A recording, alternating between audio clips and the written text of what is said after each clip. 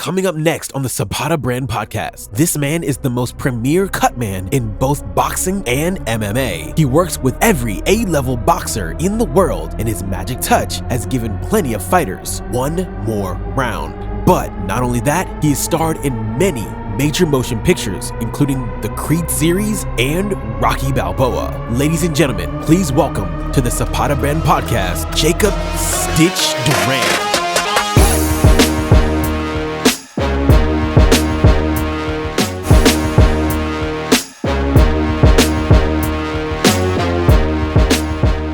Hey guys, welcome to the Zapata Brand Podcast, and today I have a special guest, one that I followed for many years. You know me in the boxing business.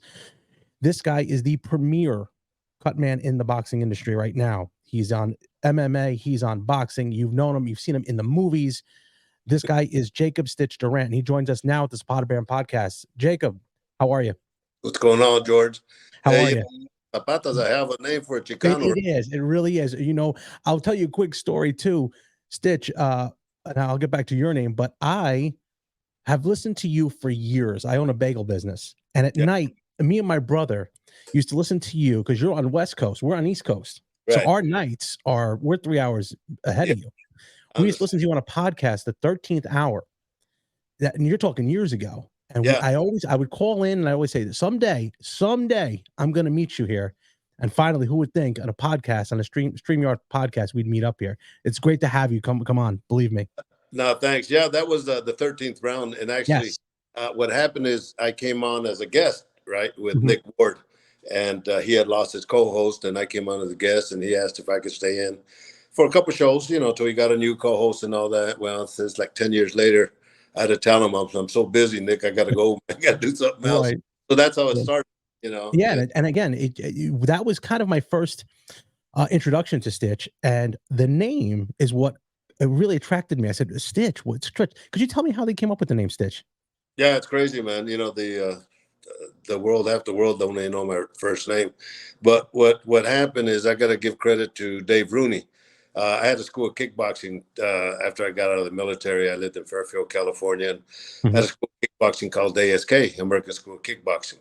But if you remember the movie Kickboxer, about Van Damme, well, his brother, which was in the wheelchair, Dennis Alexio, was an actual world champion. And his sparring partner, Dave Rooney, we had a show in Vallejo, California. And of course, Dennis was the main event, but Dave Rooney was one of the sparring partners. And at that point, I'm trying to make the transition from being a trainer to being a cutman. And I saw what other cutmen would do. They would get little pieces of tape and rip them and kind of butterfly the cut. Well, I did the same thing, not knowing that it wasn't that bad of a cut, but it was a cut nonetheless. But Dave says, "Oh man, I don't have to go to the hospital. You save me some stitches, I'm gonna call you Stitch." that's how the name came out. And last thing I heard is, I don't even know if Dave Rooney even knows how much he changed my life. But last time I heard, he was a fisherman up in Alaska or something like that. So props to him. Yeah, and that name stuck. It's one of those names that sticks, and you've got it for the rest of your life now. Yeah. So why a cut man? I know you came from California, migrant worker, came into this country. Were you born in this country? Yeah, I was born in this country. Okay. Your parents were not. Yeah.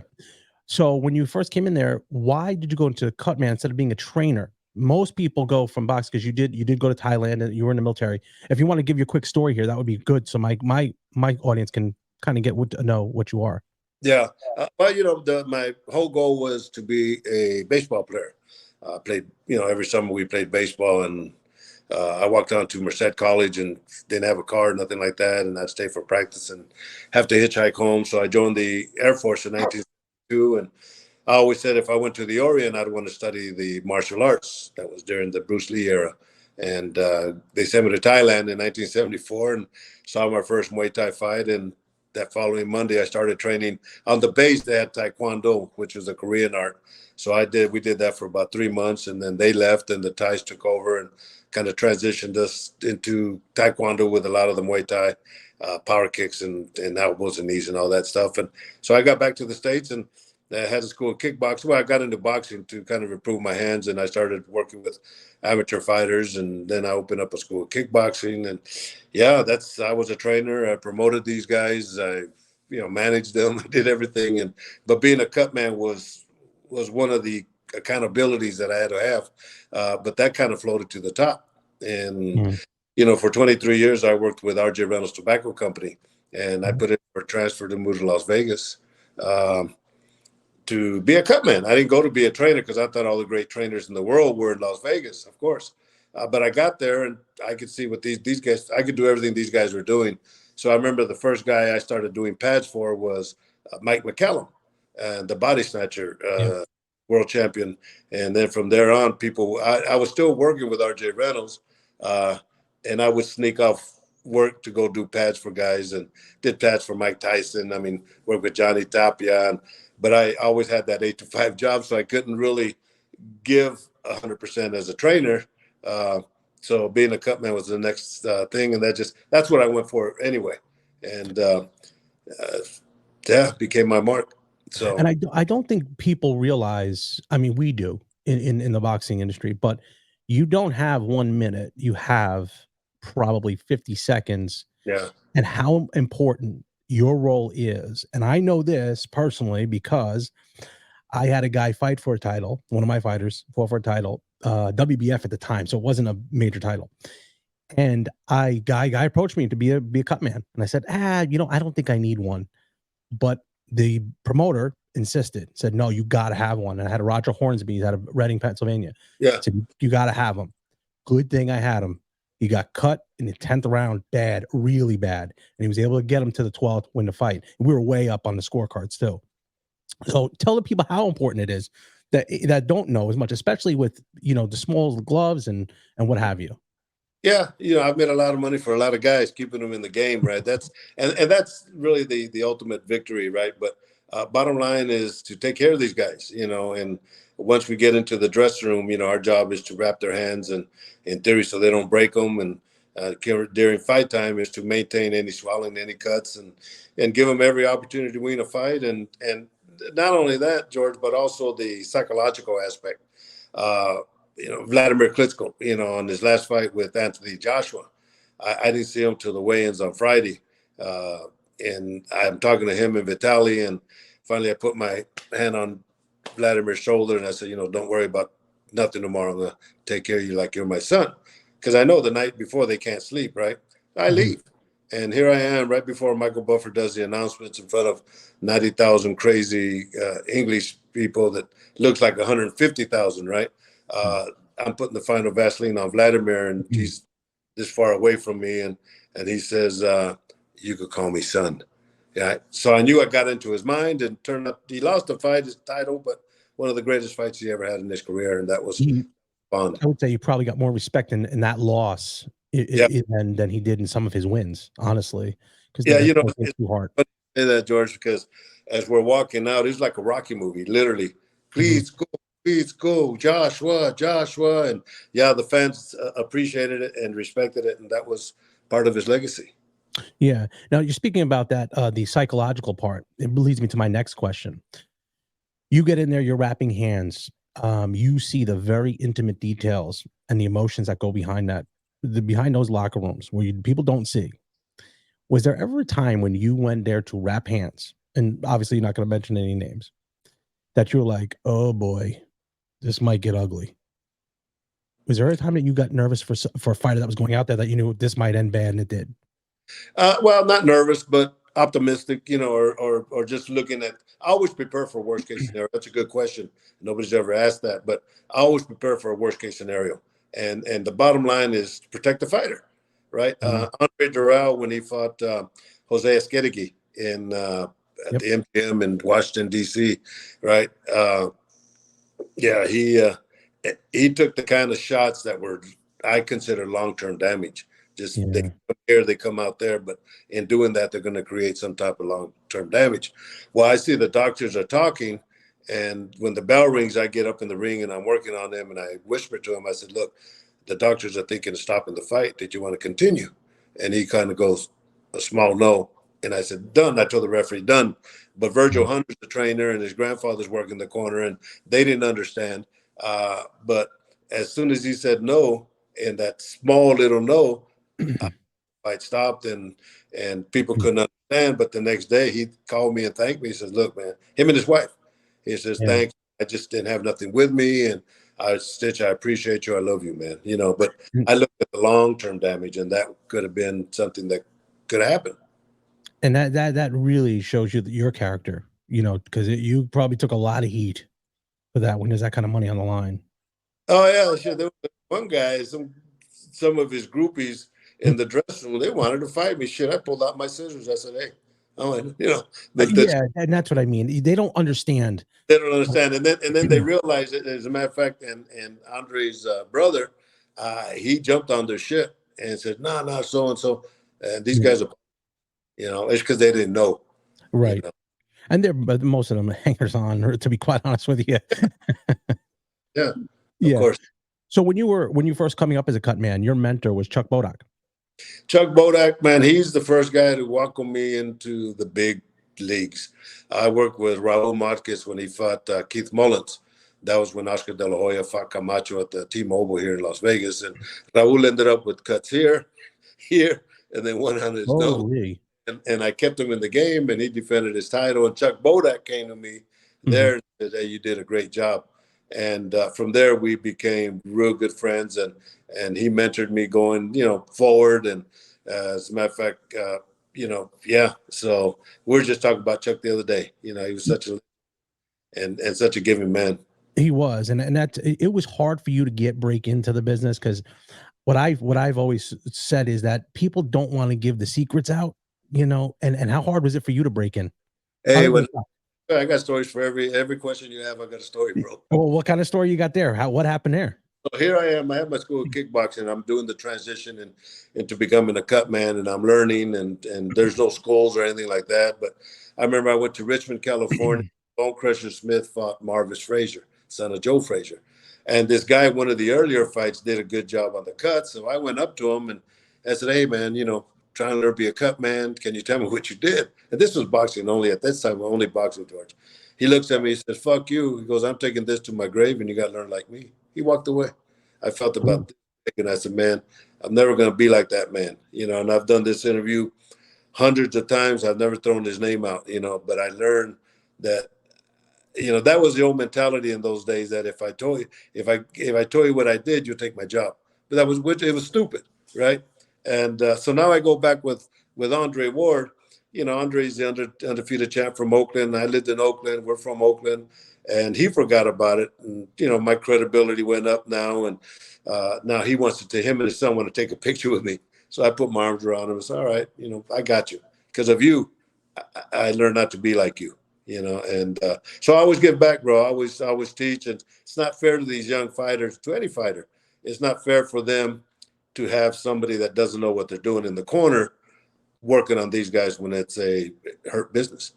Right, and the worst thing to do is when you come back to a corner as a fighter to look at your cornerman and him not knowing what's going on, and you're you know it's life or death in there. It really is a very rough way to make a living, Yeah, um, and it is. I'm going to turn a little bit to the UFC.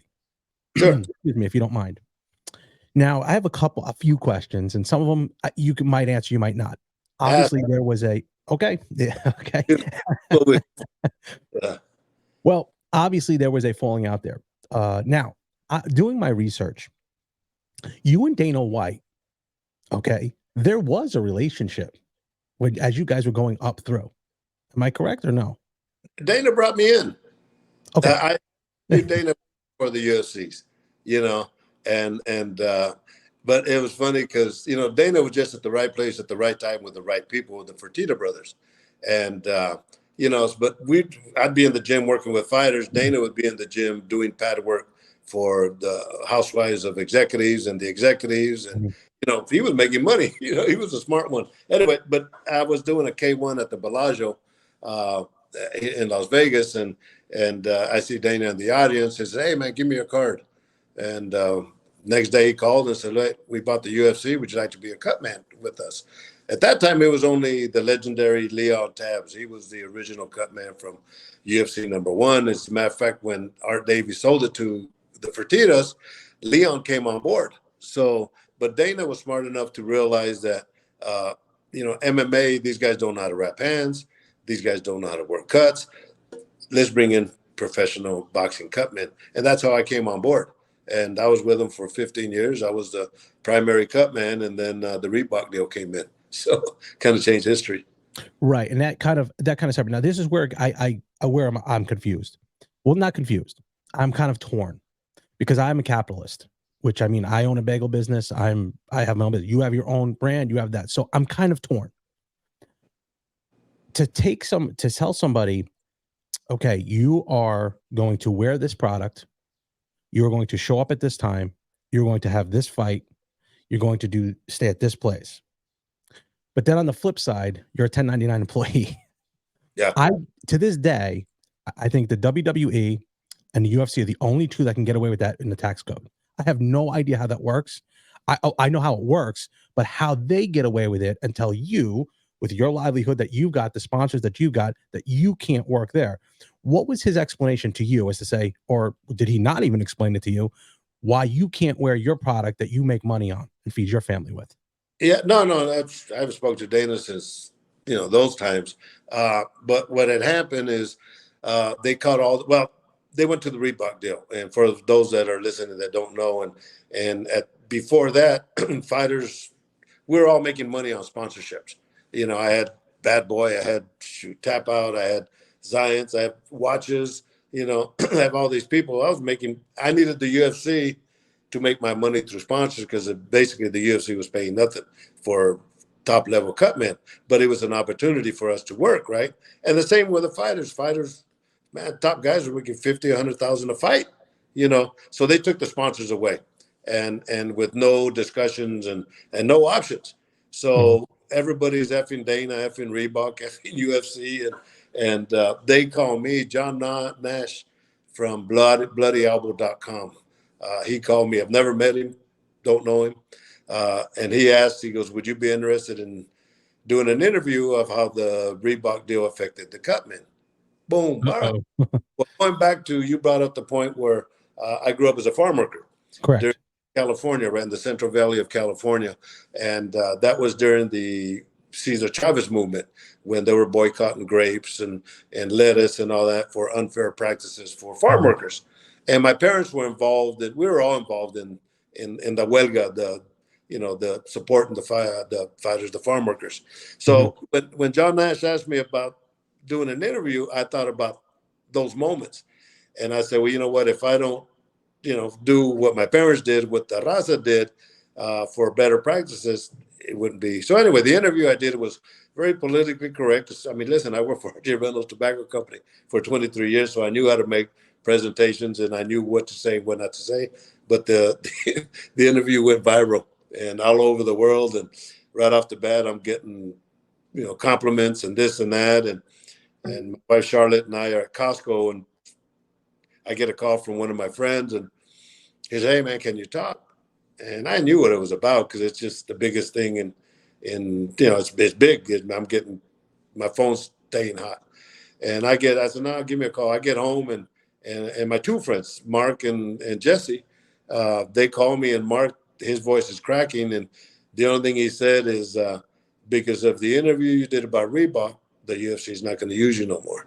And it's just kind of I said, all right, Mark, well, do me a favor. Is you tell Dana, I said, he ain't got no balls, that he should have called me personally since he's the one that brought me in. So I'm getting all these messages still continuing. And the first one I read, the guy's name was David Strada. I never met him, don't know who he is, but I responded back to him. I said, I want you to be the first to know. UFC let me go for speaking out about the Reebok deal. Got to find a new job. And that went viral, bro. I got job offers, compliments, interviews. I did 57 interviews in a week. I had camera crews come to my house and all that, job offers from Pride, from Bellator, from all these guys. And I became kind of, to this point now, the face of unfair practices. And I just came back from Corpus Christi. I did Top Rank show up there Saturday, and Luis Doria, one of the top Brazilian trainers, trained Anderson Silva and a lot of these guys. When we were doing shows in the bubble during COVID, I hadn't seen Luis 8 years, and he has a Brazilian boxer, Robson Conceição, that fought on the card, and I hadn't seen Luis Doria that time, and we're at lunch, and of all the compliments I've gotten to this day, George, and I still get them all the time. People still associate me with the UFC, but the best compliment I got, well, before that, Wesley Snipes at the Creed premiere comes and shakes my hand and says, "Hey man, the UFC did you wrong." That was it, right? But the best one I've gotten was Luis Doria. He looks at me and says, "Steve, we the coaches, the fighters, we thank you for speaking up because we couldn't, bro." That said it all. Yeah. So I'm happy I did. But my question on the back end would be, they all know. Okay, so I get it because they're fighters; they're not making much. Right. They're not, and why would they stay in a situation? Boxing, I can believe, because boxing, there's really not. They're doing that to get out. Okay, there's a lot of these athletes, UFC, maybe in different countries, no, but in the United States, 4-year college degrees. Yeah, so they're smart people. Yes. Why would they? That just seems to me like there's something behind that. Whether there's some legal issue I don't know about, and I'm speaking out of turn. Why would they not? I don't think. First of all, I don't think a union will work anywhere in combat sports. But why wouldn't they say, "Hey guys, this ain't gonna work"? They need a top guy to say that, and Ngannou did, and give him credit. He did. He walked out. He walked away. There ain't many people doing that. What do you think could possibly be done, if anything? We're working on stuff already, bro. I'm telling you. Slowly but surely, there's there's groups, there's little pockets of people that are going through legislation and just trying to getting fighters more involved in the mix. And there's a group now that with the ABC, the Association of Boxing Commissions for Boxing, right? Now they have approved an addition of 10 retired fighters to help the ABC when it comes to making decisions pertaining to fighters. And that's never been done. It's always been the voices of other people except the fighters. So that's already established. That was confirmed about 3 weeks ago at the ABC convention here in Las Vegas. And so, there's Jake Paul. He's starting to make mention. He's starting to make waves. I'll tell you, about 23 years ago, I put a documentary together called Boxer's Nightmare, and dealt with all the stuff that fighters go through. And I never did nothing with it. I knew nothing. Me and this young kid, John Barnhouse, just graduated from the American Film Institute. But we got so many interviews that we put a film together, and I hadn't seen this in 20 years, George. And he passed away. John passed away about 4 or 5 months ago, and I looked at this film, and I'm thinking, wow, what a mind blower. After this, send me your email. I'll send it to you. But I look at this, and everybody that I interviewed then 23 years ago are all Hall of Famers now. Some are passed away. I had Mike Tyson a week before he got his tattoo. I got Emmanuel Stewart, passed away. Chuck Bodak, passed away. Mills Lane, passed away. But I got Eddie Mustafa Muhammad, Richard Steele, Joe Cortez. I got Fernando Vargas. I got all these people that dealt with the things that were going wrong in boxing then. And as I look at it, and I'm thinking, shit, nothing's ever changed. Now it includes MMA, right? So I was talking to Tim Bradley as we're coming back from the fights at the airport, and I sent him the film. I said, look, what I'd like to do is, because they're such powerful statements that these guys are making. Powerful, powerful statements. And there's an answer for everything. Yeah, you can't do a union because unions, but you could do an association, right? Like the Major League Baseball Association. Kurt Flood's the one that went forward. So you could do an association, but in this film, they'll give you the whole blueprint of how these guys could be protected. Mike Tyson very simply says, the money, guys like me, he says, Holyfield, Lennox Lewis, Oscar De La Hoya, when we fight, some of our money, let's put it to these guys. We don't need it. We're taken care of, but not these guys. Very simple solutions. Mark Ratner now, that was the head of the Athletic Commission of Nevada. Now he's the vice president of the UFC in fighter relations, whatever. Basically, he says the money comes from the pay-per-views. You know, get a percentage of that money. Now, let's say you're a promoter, George, and I come up to you and say, look, man, you know, you're selling this fight for $79.99. Why don't you sell it for $80.99 and just put that $1 goes into the Association Boxing Commission program. So, and the program, it'd be simple to start with injuries. You know, guys get injured in the gym, and if they go, let's say you bang your hand, you get cut, whatever, you go to the hospital and you can't afford to pay it. Well, this association will have the fund that it'd be your insurance policy, so to speak. And you can start off that way. You know, California, they just now have a pension plan for fighters that fight, I think, like 75 rounds in California. And Tim Bradley's one of them, you know. And so slowly but surely, you know, it's a tough road, but education, we're educating these guys one way or the other. But I'm glad you brought those points up. Yeah, and it's and if you could, I'm gonna give you my email. I'd love to see that because Tim Witherspoon is a good friend of mine, and the stories that he has that he's gotten public with, to be quite honest with you, and he tells me about the Frank Bruno fight where he signed for 500 or 250,000, and he came back with 25 grand. I mean, that is not even possible. How do you know? It's like, how do people get away with this stuff? And Tim tells me all the time, I just didn't know. And that's hard. That's hard for me in someone who's a boxing, not only a boxing fan, but it had been into boxing and fought as an amateur. That's hard for me to say, oh man, this is what our sport's doing to these people. Really, they put their life on the line for our entertainment. You know, you were bringing up MMA. A lot of these guys are college educated, and you're absolutely right.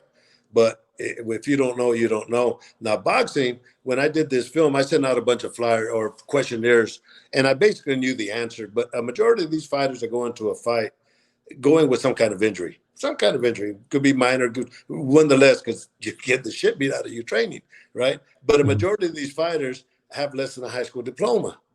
And then a majority of these fighters, this was going back 23 years ago, a majority of these fighters that fight, when it comes to making an annual income, falls below the poverty level. That's just the facts. And but the thing about it is nobody ever. I put out a video.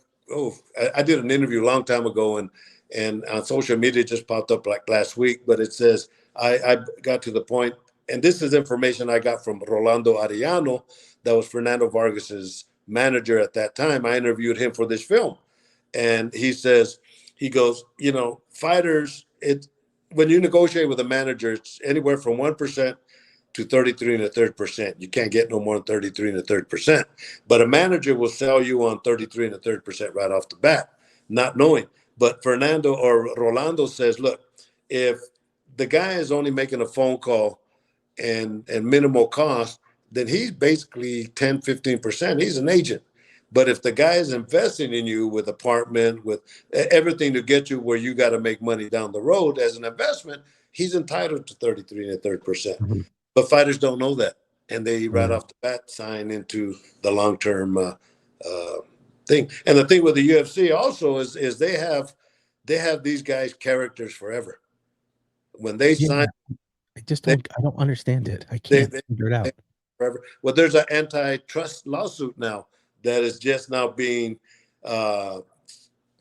getting going against the UFC on these programs. So I did read that, but the problem with that is the deep pockets. It gets to be you know, delayed, and then at the end, these people are 10 years out of the game, and they said, well, we'll give everybody 100 grand.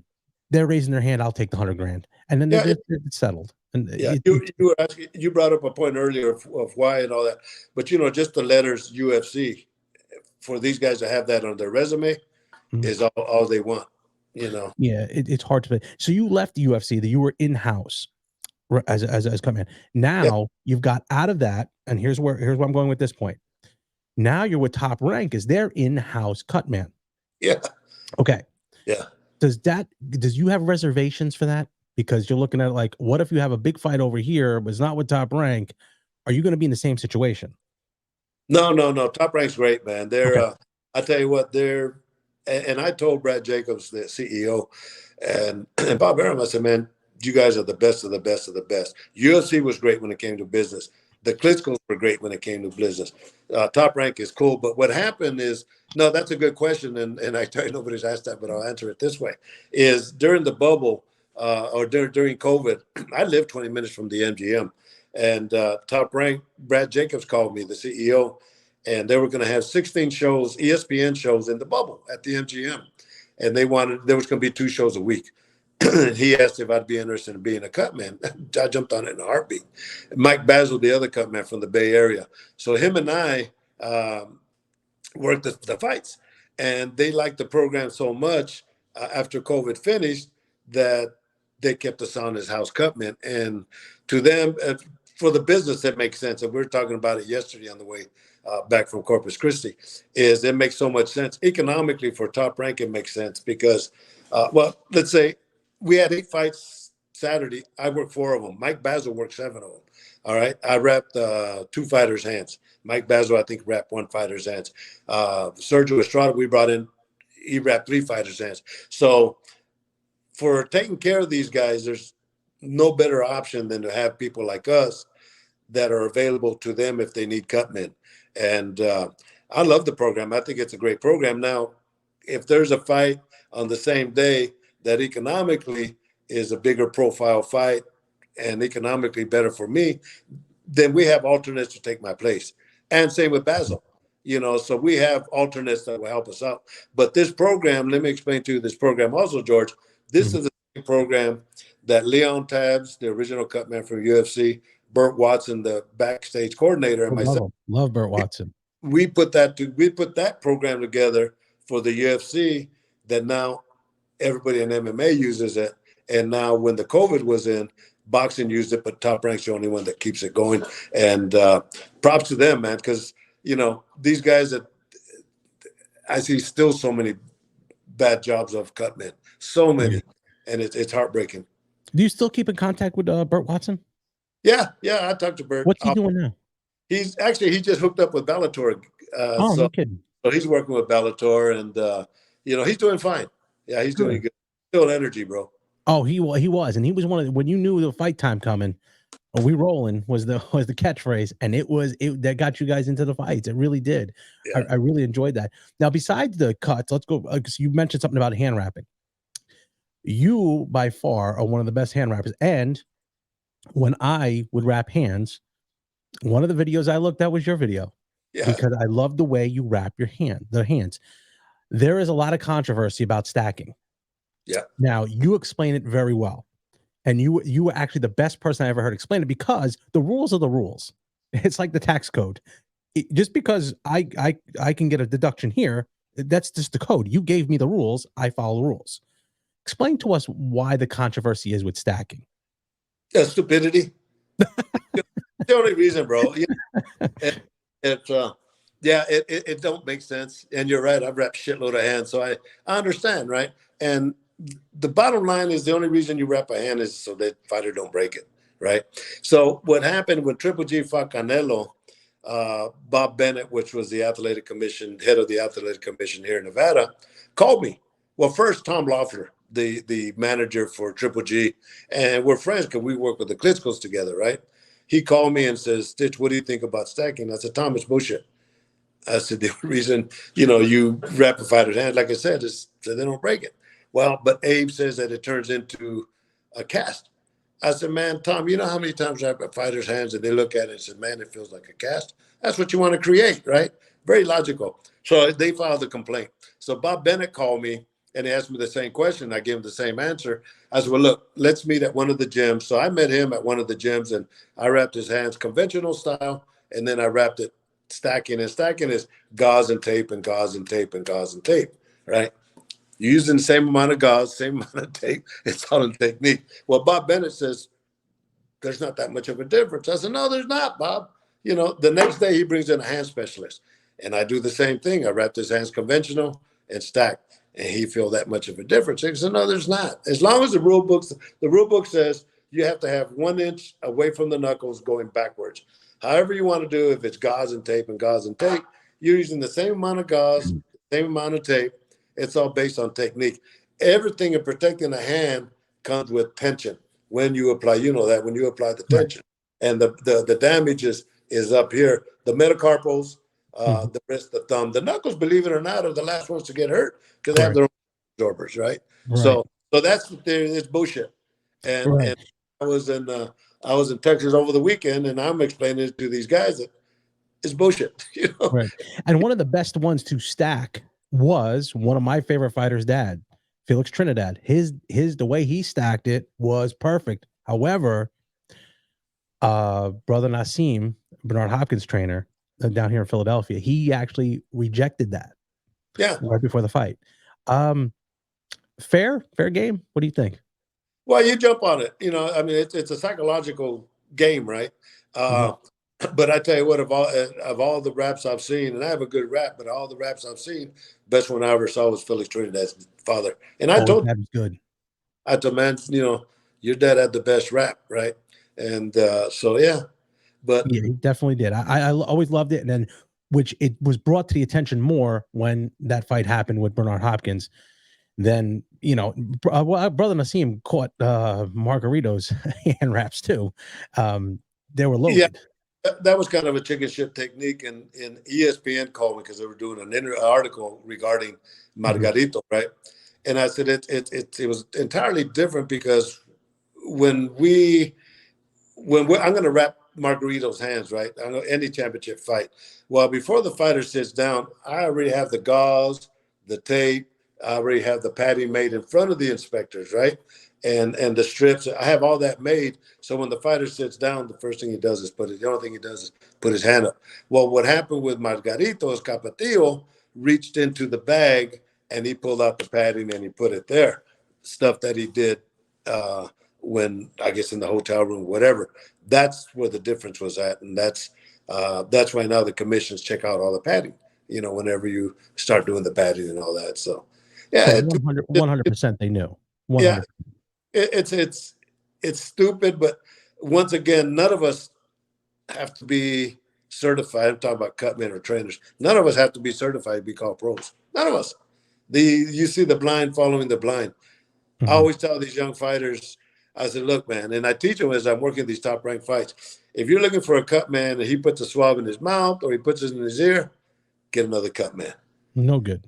So ask the cut man, what is the mechanical function of the adrenaline chloride 1000? That's the medication we use with the swab that goes in the cut. If the guy says, oh, it's a coagulant, get another cut man because it's a vessel constrictor. So that's what I'm saying. None of us have to be certified to be called professionals, and there's so many faults out there, and it's not fair to the young fighters. It isn't. Would you ever consider putting together a school and having something there in Vegas? It'd be a perfect opportunity to show your hand wraps, to show, your cut techniques, to people who then you could get certified, and then you could have, it's kind of like a little business for yourself where you could be, hey, Stitch certified hand wrap, Stitch certified cut man. I mean, it's something to look at. No, I whenever I get the opportunity. I did one in Mexico City. It was like 120 people showed up and then 40 on Zoom. And I've done them, but it's just my schedule. But I don't certify, George, because if you spend, in Mexico City, we did 2 days, 8 hours, right?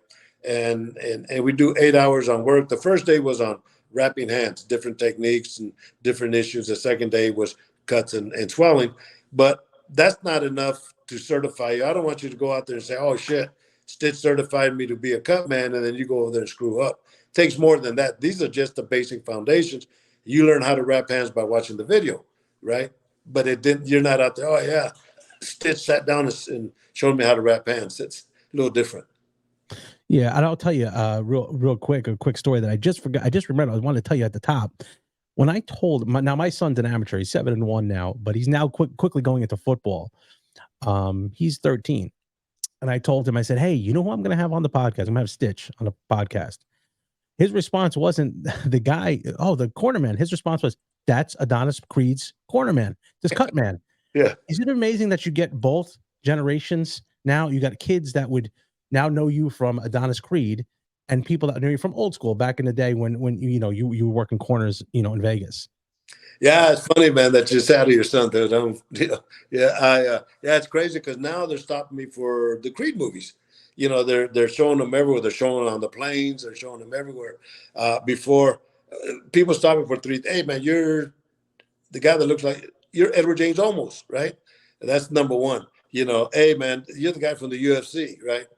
And then, hey, you're from Creed, but you're right. It's the new generation, the young generation that stopped me and wanted to take pictures regarding and stories from Michael B. Jordan. Well, Michael, Right. had the second one, because, I've been in 7 movies, and I'm not an actor, but I've played myself, or at least played the part of a Cutman. Woody Harrelson, Antonio Banderas, played to the bone, Ocean's 11. That's when I started. That's when Klitschko fought Lennox Lewis, when they ripped off the casino. Was it Ocean's 11 or something? Well, Ocean's 12. Yeah, Or, 11. yeah. After that, I worked with Klitschko for 8 years. I did Balboa when Rocky fought his last fight. I was with Antonio Tarver in this corner. Kevin James, Salma Hayek, Here Comes the Boom, Henry Winkler, and then Creed 1, 2, and 3. But on the second one, every day Michael and I'm wrapping his hands. I'm treating him like a fighter, mentally and psychologically. But I tell him how proud I am of him and Tessa and Ryan Coogler and the new director, Steve Cappell. And he looks at me, George, as I'm wrapping his hands like this. He says, Stitch, he said, we went from being actors to writers, producers, directors. And he looks at me and says, I'm directing Creed 3, and you with me as long as you want. So, Yeah, it's an amazing thing. That's amazing. The Now mind you've had yourself on a great ride. Can you give me one or two of your top moments? And let's go boxing or MMA, whiwhichever one. Obviously, the birth of your children. You have one son, I think, right? Two. You have two. Yeah. Okay, I only saw the one. 2 and 2. Beautiful wife, Charlotte. Yeah. You've been with her years, decades, actually, probably. Yeah. It's two. I got a 2-part question. So you have all these high moments. Can you give me 2 high moments, and then I want to come back on that if you can. Gee. God, high moments. Well, I remember one moment I was with Josh Barnett. It was New Japan Pro Wrestling at that time. Antonio Inoki was the promoter, and he's fighting at the Tokyo Dome in Tokyo. And there's like 100,000 people or something like that. And I'm looking up and I'm thinking, wow, everybody's looking down right where I'm at. But I always go back to being that little Chicano that grew up as a farm worker. I said, man, here I am in Tokyo. That moment was real special for me. Man, there's been, Vladimir Klitschko when he said you could call me son. I mean, bro, there's just too many moments. I think if you ask me about a fighter, I could give you a moment. But I've been blessed. Just to make the move to Vegas took a lot of heart, and I got my family, they all supported me. I took a $25,000 year cut and pay to move to Vegas to, with RJ Reynolds to take a secondary position. So, no, I've been blessed, man. Just in my mind. Yeah, and that would take me to my second question. You have a very, very supportive wife. You have a very supportive family. Just doing my research, that is something that's hard to find in the sport that we're in. How do you find the balance from going all around the world? You're flying around the world. You're going everywhere. You're Stitch. You walk down. You can't go to a grocery store. You can't go. So, you're a main attraction there at some point, whether you think it or not. You are. I mean, your face is very recognizable. You have a face for an actor. I'd like to tell you. You really do. I don't want to. But what I'm saying is, for your wife to stick by your side and to support your move from where you were, RJ Reynolds, big company, Fortune 500 company, and you say, I want to follow my dream. Something we do at the podcast here is you struggle to get to where you were, and now you move forward into following your dream. What does that mean to you? And how do you get the balance to say, I'm going to spend this time with my wife and family and this time, concentrating on boxing? Because boxing is a sport where you can't be kind of boxing. You don't play boxing. Yeah, no, this is my job. No, you're right. Thanks for asking that. No, Charlotte's been great, man. Just to make that sacrifice for her to believe in me, right? And but we're enjoying life now, and she travels with me a little bit more now. Because we got a fight in Lake Tahoe, and we got married in Lake Tahoe years ago. So I'm just out today. I said, let's stay a couple extra days in Lake Tahoe, right? And but yeah, they've all been supportive of me. My kids, Carla and my son-in-law, homie, they're helping me with my social media, and Mhm. you know, they used to be all excited about watching me on TV. Shit, now they change Yeah. channels. You How many years has been married? How many years? don't ask me, but Oh, geez, is she there? 30 something. Yeah, 30 yeah, something. Good for you. That is that is rare. That yeah. is rare. But I know I could tell with the way you are, your family means a lot to you from coming from where you were too. That your mom and dad probably were together. Yeah, You know yeah. what I mean? Yeah. They just there's so we have a guy who trains here. He's since left to California. His name is Abel. And the cohesiveness of the family of Latin families. I'm Puerto Rican, and you could just we love the togetherness. Yeah. And that is something that I tell you that's a great character that you have there. I really admire that. I do. Never mind the Creed, and I'm a nobody to my kid, but the stuff like that means a lot to me. It really does. I that's why I've always wanted to meet you. I always did, and finally getting a chance here is a big honor for me. I know I'm doing a fight Friday in Orlando. I leave Wednesday, and my wife says, "Is it on TV?" I don't know. You know, so it's at that point. That's good. At the end of the podcast, what I do is I like to do a little word association. I'm going to wrap up a little bit here, but first I want to know what is you're doing now. What kind of I know you have this cream that you're using now for cuts, and if you could quickly give my audience what it's all about, and especially to the trainers out there that would need something like that. Yeah, well, everybody be in your household. Jay Tim's got a hold of me, and I've had different people send me products and all that, and I'll try them, tape and stuff like that. Well, they created a cream, has CBD, has vegetable stem cell, vitamin E, collagen, and aloe vera and all that. So they sent it to me, and I always ask them, well, what proof source do you have? And we said, no, that's what we're checking with you.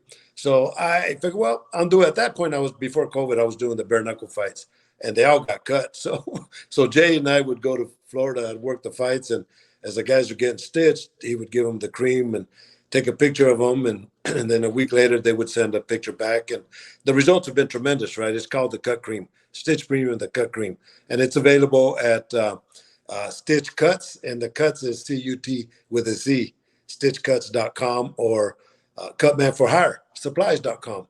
Mhm.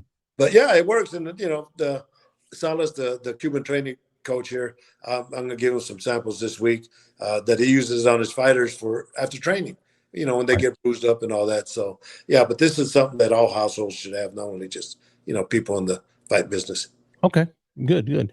So I'm going to do a little word association. I don't, and when I say word association, I'm going to give you a name, someone in your history.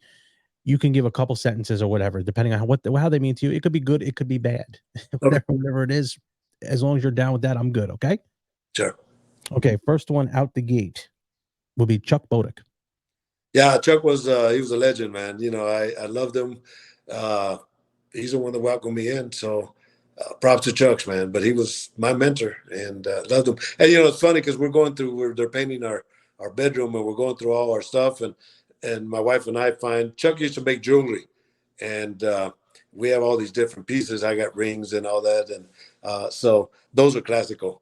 So Chuck Bodak, love that man. Yeah. Mike Tyson. Yeah, I had the chance to do pads for Mike. I always wanted to do pads for Mike Tyson. In the days when I was doing pads, and I got to do some work with him for a couple of weeks, and then he left, and then Freddie Roach took over and all that. But that was great. But just to have Mike in the documentary Boxer's Nightmare, and for him to give us that support, and Mike always says, I asked Mike that one question is, every fighter has that one little thing that nobody has. What's that one little thing? Very simply, Mike says, take the pain. You got to take the pain. And I thought about it, George. I say he's right because you take a pain in training, in fights, with your family, your financial, and then mentally. So it's a tough business. But that's Mike Tyson. Legit power when you're catching the mitts with him. Yeah, How's well, that power? weights before. So, but it was quick just to catch him. Pop, pop, pop. Yeah, I was stoked. And then this one guy took pictures of us, and he wanted to sell it to me for $50. This 20 years ago. I said, shit, I'm not gonna pay $50 for a picture like that. Yeah, that's the boxing game. Yeah, That's the boxing game. groupies. Yeah. Dana White. Dana, he brought me in, changed my life, took me out and changed my life. So do you have any contact whatsoever with Dana? Have nah, you're in Vegas, you don't see him at all. no. We're in different venues. He might see me. In fact, I know he sees me because I worked with Nate Diaz when he fought Jake Paul, and he was making comments on how proud he was of Nate and all that and all that. So I know he sees me. Okay, two-part question. Your mom and dad. Yeah. My mom, my dad followed their examples. My dad, they were both leaders in our industry. My dad was when it came to picking, the fruits and vegetables and all that's what we did all our lives. My dad was the foreman, so he was the one that would hire people and he would do the time clocks and I remember one time the owner says, at lunchtime, so well, Ben, the workers aren't working yet. He said, no, they start on my time and they finish on my time. Same thing with my mom. She went back to school when I was trying to go to school. Hmm. They the Head Start program, which is a program nationwide now, where like farm workers go to work and Yeah. there's someone to take care of them. And Mhm. my mom and the group that she was with, they put that program together, and they got to go to Washington D.C. and get celebrated and all that. So, but yeah, they're my inspiration. They're the ones that give me the drive to be like them, and so props to mom and dad. Yeah, and I wouldn't do this podcast any justice if I didn't say your wife, Charlotte. Yeah, no, Charlotte's been with me 150%, man. The good, the bad, and the ugly. And now, we're gonna go out after this podcast. We're gonna go out. I'm not gonna say spend money, but I bet you we do, Yeah, that's usually how it ends up. I hate to tell you. Yeah, yeah, You think you'd know for all these years, you'd know that's how it ends up. yeah, Does. no. As you look at our house, everything that here it's extremely nice, and she's done it all. I You know, know that's when you have a good woman behind you, there's nothing better than that. yeah, I can tell you that. yeah, and everybody loves her too. Hey, I did a radio show with Pedro Fernandez from San Francisco. I've known him for many, many years. Mhm. Hey, how's your wife Charlotte doing? Before even how am I doing? You know, Yeah, so she gets those kind of props. and I see your social media and your pictures there. She's a wonderful woman. I mean, to put up with the boxing business, I'm telling you. Yeah, and she don't like going to fights. Every once in a while, she'll go to fights under certain circumstances, but she don't like all these armchair quarterbacks. Everybody's Mhm. telling a coach yelling instructions, and you know, and Yeah, but we deal with that all the time. I mean, what are you gonna do? I'm dealing with that now in football with my kid. Yeah, I sit on the opposing side's bench because I just don't want to hear it. I just want yeah, to sit there. I just want to sit there. I just want to yeah, enjoy the game. yeah. That's Every it. is a pro at what they do. I know, and until Yeah. they're in it. So quickly, what do you got coming up in the next few weeks? What kind of fights you got going on? Gee, I go Wednesday. I go to Orlando. I work with Jose Cepeda. He's fighting Cesta, and then the week after, where do I go? I go overseas somewhere. I think I go to. I'm working with Linares. Oh no, I'm working with Oh, Ugas. Ugas is fighting Mario Barrios on the Canelo undercard, and mhm. then I go to Liverpool, England, to work with Linares and Top Rank. I got stuff all the way till February the 10th, thank God. So I've been blessed. Wow, you are a busy man. You are a busy man, and that's why I wanted to thank you. You know, I Um, tell I tell people real quick, George, it's yeah, not a job, it's an adventure. And, I'm blessed to do what I do. And, I tell people if flying and hotels and restaurant food is the worst that could happen to me, I think I'm doing pretty good. I think you're doing real good, Stitch. To be quite honest with you, I mean, Yeah. I followed your career for years. You're someone who's an inspiration. You are a great man. You have a great family, and I wouldn't be sitting here having a podcast. I wouldn't have reached out to you if I Uh, didn't think you were a genuine person. appreciate And just by the stuff I've saw, and we're in the same circles. You're on the West Coast, I'm on the East Coast, so it's a little difficult. But I am in Vegas once a year, every year. I go there for my stepson lives there. He works at Caesars, and we do go there every year. We go to Mayweather's gym just to train a little bit, it. but Yeah. nothing crazy. Yeah. So- I go do gym runs all the time. Once they're oh, do back you? weeks, I don't want to be a groupie. But yeah, we go out there and just shoot the shit with everybody. Barbershop talk. It's kind of like barbershop talk. And I'm not even Yeah. I don't want work. I just go hang out with the guys Are you at and the Top Rank gym?